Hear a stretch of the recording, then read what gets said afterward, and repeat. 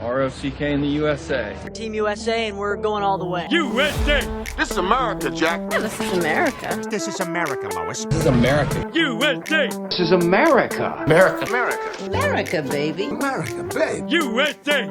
This is America. This is America. America is great indeed.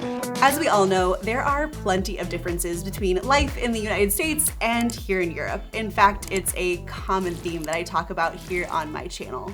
And although it's never my goal to sing the praises of one side, I try my best to be unbiased.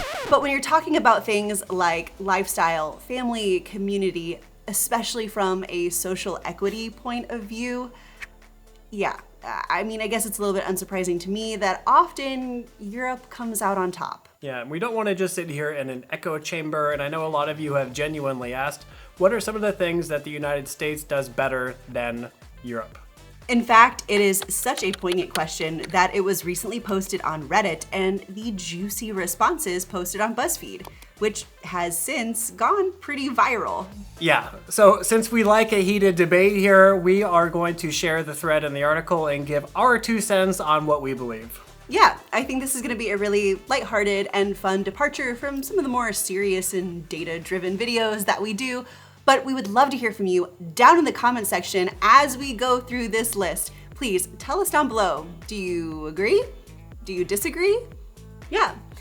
So with that, let's go ahead and dive through this list of the 14 things that America does better than Europe, at least according to Reddit.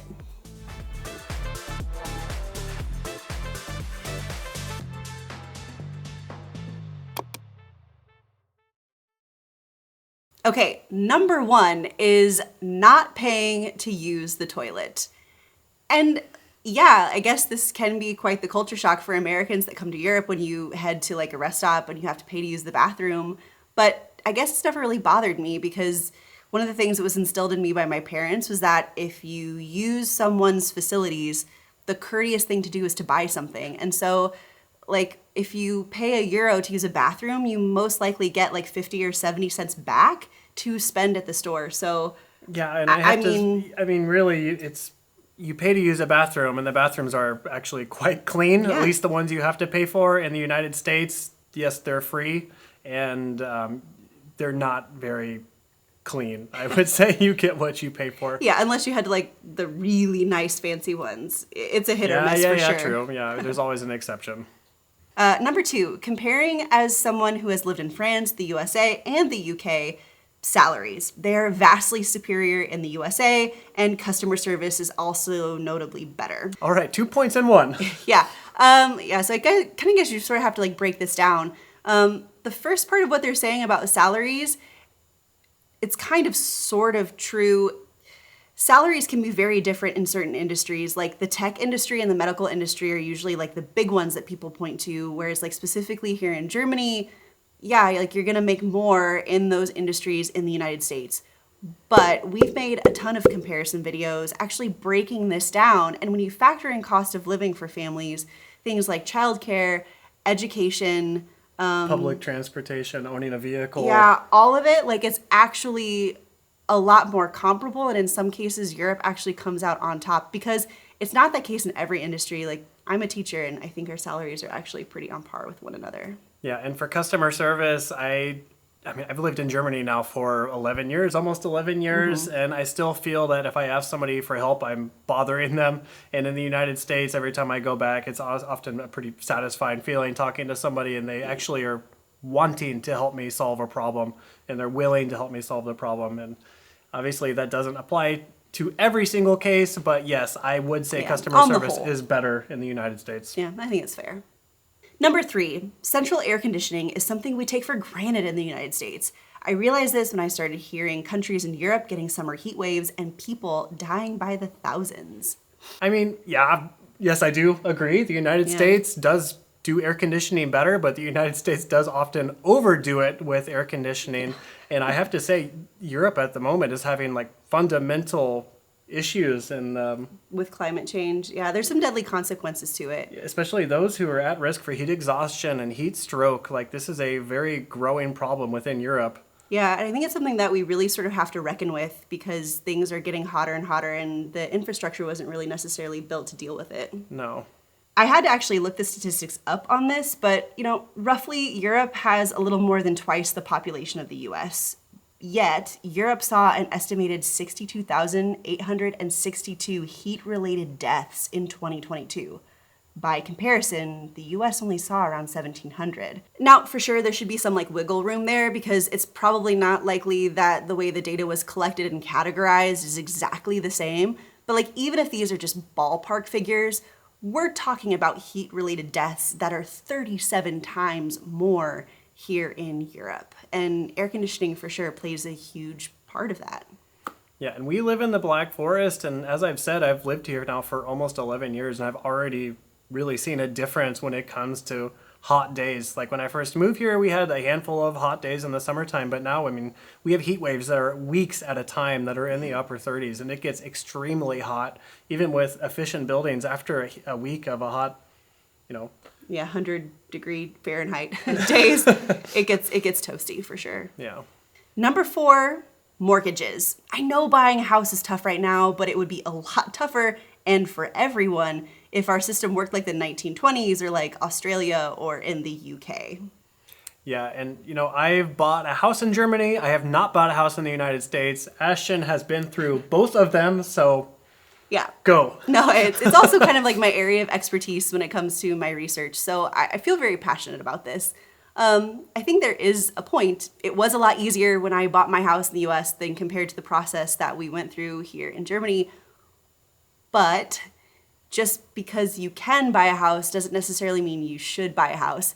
And for sure, the financial crisis of 2008 with the housing crash and the way it affected global economic situations should be a lesson to us all. And it should be noted, Germany weathered the storm much, much better than the US, in part because of its strong renter-centric policies, but also because they had a much more stringent vetting process from lenders and higher financial hurdles potential buyers would have to cross in order to qualify. That being said, I do think there is a fair argument to be made about having too much red tape. At what point do regulations become not just protective, but prohibitive? It's important to understand also that there's a fundamental difference in how buying a home is related in our two cultures as well.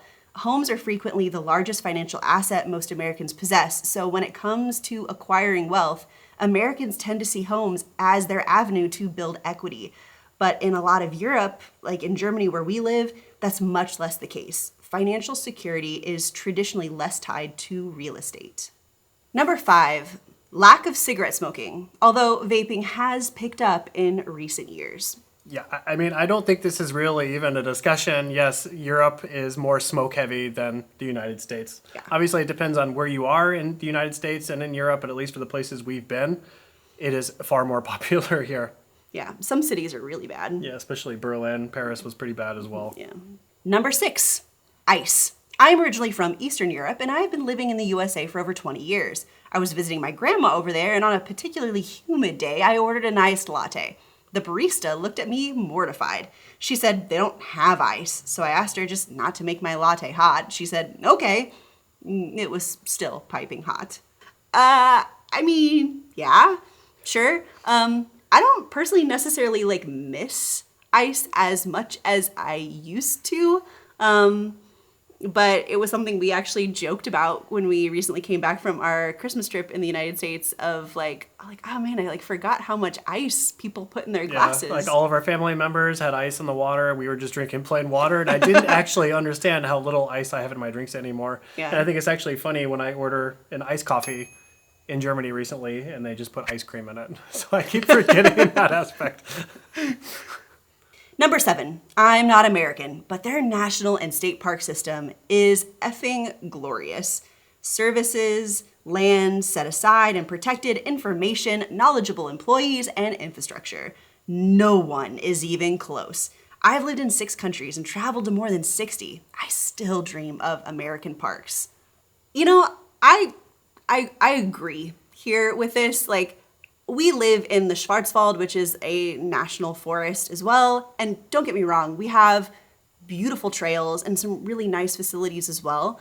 But on a whole, the American Park Service is kind of like on another level. Like you go to some of the major parks, their facilities and services and employees and the programs that they run are spectacular. They're really good, but I have to say too, I do agree, and I also disagree simply because in the United States, a lot of national parks, not all of them, you have to pay to go to, and many of them you have to park your car, and you have to walk several kilometers before you can even get into the park during the popular months. Yeah, kind of like in the Right to Roam video that you did, we didn't give enough credit to the United States for the national park system. There are phenomenal national parks, however, they're often visited as kind of an occasion and a vacation. You have to drive to them, and sometimes you have to pay to go into them. Yes, they are very, very good, but it's not something that you're going to do on just every single weekend. Yeah, I think that's a fair point. Number 8, ice water at restaurants. Yes. Number 9, the one thing I would really miss is the cultural diversity in every large city. Any night of the week, I can go get great Mexican, Ethiopian, Cantonese, Sichuan, Japanese, Korean barbecue, soul food, Jamaican, Vietnamese, Thai, Memphis-style barbecue, and other Latin countries, tiki bars, Filipino, or Mediterranean.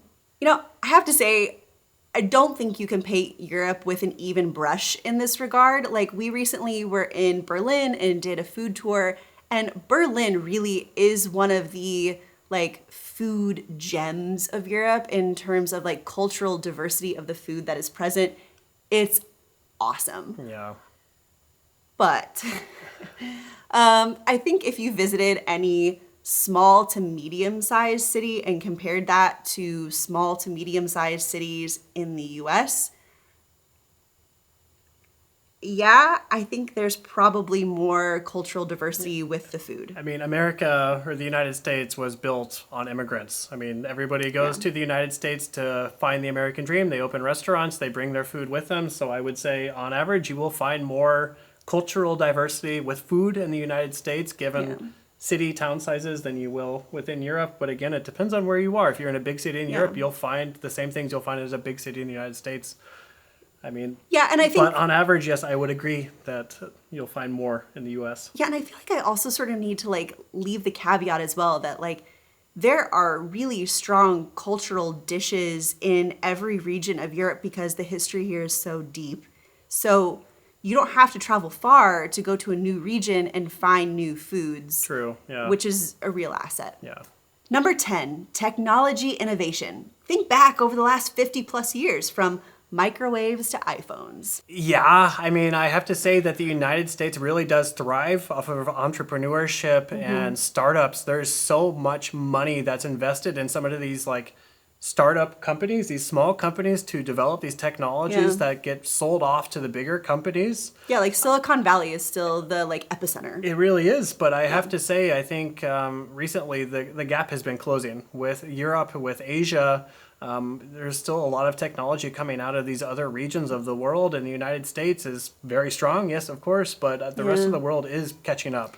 Yeah, I feel like, I think that's a great point. I think it used to very much be like the US was sort of this like outlier when it came towards like technology and innovation, but I don't know, like I just sort of feel like as of recently, pharmaceutical industry, the medical industry, the automobile industry, like, you know, these things are... But I mean, still, I have to say the U.S. is still leading, at least from my perspective of the technological industries. Okay. Number 11, work ethic. The number of times I've seen Americans get up at 4 a.m. to hack ice off their pickup before driving 200 miles to run an excavator all day and then drive home in the dark and then work on building their mountain house for another 18 hours. It's just ridiculous. Yeah, I mean, I don't really know how to feel about this one. Like, I have to admit, my dad is sort of like the example of this exact thing. Like, he's a farmer who farms all day, and then he has a vacation home, and his idea of a vacation at that vacation home is like replacing the window, installing a new deck, power washing the siding, and then like replacing a carburetor in his truck. Like, the guy doesn't sit still. But I don't know, like, I feel like there's a weird thing in the United States where when it comes to like defining work ethic, they also lump in like busyness and like general overwork of hours as like a sign of pride, when in Europe, like overworking yourself comes at a cost, and that cost is something that I feel like a lot of Europeans feel is important to like not pay and like protect Yeah. yourself and like protect your think- personal life. Like, I think a lot of it is just the definition of work ethic and what that actually means. In the United States, that means the maximum number of hours of doing something every day, whereas in Europe, this means efficiency. How much can Yeah. you get done in a certain amount of time? What's the rate of work you're going to do, say, per hour? And that's something that's more in focus in Europe. In the US, it's just time. time. Yeah, because your focus is more on time at home with your family rather than sitting at your desk competing with your coworkers. Number 12, free water in concert venues and restaurants. I was at a concert in Europe and one bottle of water was the same price as wine and beer at the venue. It was really hot and some people actually fainted during the show. I don't know. To be honest, I can't really comment on this one. Like, I'm not a real like concert goer. Like, we've been to a couple, but I can't really like talk about necessarily like the price of water at concert venues specifically. So I might just have to like take their advice on this one. But I don't know. Any of you in the comments, let us know, because I mean, I can't answer this either. I don't know. I don't know. Yeah, let us know. I don't have experience here. Number 13, dryers. This was at least true comparing the US to the UK, who usually hang their clothes to dry or have awful hybrid washers and dryers that don't really work. Not sure if this is true across Europe. I guess. I mean, people, at least around where we live, they hang their clothes outside and they hang their clothes inside. And a lot of them have dryers that work, but it's more sustainable and it's nicer to your clothes to let them hang dry. Yeah, I don't know if it's like, it could also be like an energy conservation thing. Like, I think, and like you said, like sustainability, like perhaps, but like, at least when it comes to like dryers that work, like, I mean, we have a dryer and it works great. So, yeah, I don't know. I guess. It's more expensive to run here. Yeah. I guess, but yeah. Maybe. And last but not least, number 14, the USA has the friendliest people in the world. And this is coming from an immigrant who lived in many places around the world in the US due to my profession. It is also the easiest place in the world to do business as a foreigner because of how welcoming people are. In Europe and other places, people put much more emphasis on you being foreign when conducting business with you. I kind of like agreed with like everything that person wrote until like maybe like the very end. I'm not really sure how I feel about that last statement, but I will say I think Americans are really friendly. I've said this before. It's something that like I take a lot of pride in myself. It's like a personality trait that I kind of attribute to being American. Yeah, I mean, I think it can be pretty superficial. Obviously, it depends on like where you are and who you're talking to, but I think most importantly, it depends on where you came from as an immigrant. If you came from Europe, you're probably going to be, talked to as a very nice person. But if you came from other parts of the world, I would say that it's not going to be the same response from, I don't know, maybe half of the country. Yeah, and to be fair, like I don't know exactly what profession this person works within, but like, Americans speak English and that's it. They're not as likely or willing to meet you at your mother tongue. Whereas, I mean, obviously we speak English as our mother tongue and that's kind of like the lingua franca, which is certainly a very nice luxury. But, we work with colleagues that come from all over Europe and speak a ton of different languages. And as a foreigner, it's really nice to sort of hear all of those different languages and those different cultures. And it makes me feel more welcoming as a foreigner, at least in our experience. Yeah. All right, guys, so that wraps up the 14 things that, at least according to Reddit, that America does better than Europe. But at this point in the video, we would love to hear from you down in the comment section, not just on what you thought of these 14 things, but is there anything that you feel that you could add to this list that you think America actually does better than Europe? Yeah, so let us know down in the comments. And as always, guys, if you enjoyed what you saw today, be sure to hit that thumbs up button. And for more content from Type Ashton, hit that subscribe button. So I'll see you next Sunday. Ciao. Tschüss.